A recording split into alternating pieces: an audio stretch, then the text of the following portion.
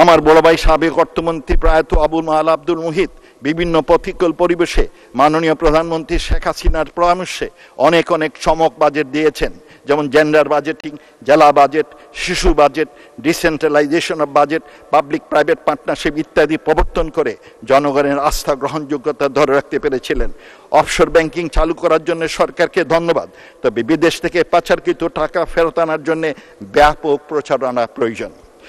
বৈধ পথে রেমিটেন্স বাড়ানোর জন্য অর্থ বিষয়ক সংসদীয় কমিটি স্মার্ট কার্ড চালু করার সুপারিশ করেছেন। তা গ্রহণ করলে রেমিটেন্স বাড়বে এবং প্রবাসীদের পরিবারকে শুধু সম্মান নয়, তাদের হয়রানিও কমবে। মাননীয় স্পিকার, মাননীয় প্রধানমন্ত্রী উন্নয়নের গতি প্রকৃতি গত 16 বছর ধরে যেভাবে ধরে রেখেছেন তা বিশ্বের বিস্ময়। বর্তমানে তার এই প্রবৃত্তি ধরে রাখার প্রধান প্রতিবন্ধক হচ্ছে দুর্নীতি।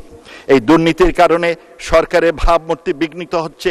এই দুর্নীতির কারণে প্রকল্পগুলি যথাসময়ে শেষ হয় না, তার ফলে খরচ বাড়ে, জনগণের হয়রানি বাড়ে। আমলাদের একটি অংশ দুর্নীতিপরায়ণ হয়ে উঠেছেন এবং তাতে জনগণের হয়রানি বাড়ছে। এই অল্প সংখ্যক দুর্নীতিপরায়ণ আমলাদের জন্য সারা আমলাতন্ত্র বদনামের ভাগিদার হচ্ছে। মাননীয় প্রধানমন্ত্রী দুর্নীতির ক্ষেত্রে জিরো টলারেন্স নীতি ঘোষণা করেছেন।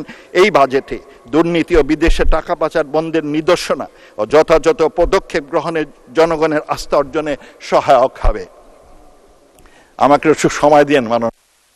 2 মিনিট। সরকারি কর্মচারীদের স্থাবর অস্থাবর সম্পদের বার্ষিক হিসাব বাধ্যতামূলক করা এখন সময়ের দাবি। কিছু সংখ্যক দুর্নীতিবাজ কর্মকর্তার কারণে দেশের সুনাম নষ্ট হচ্ছে।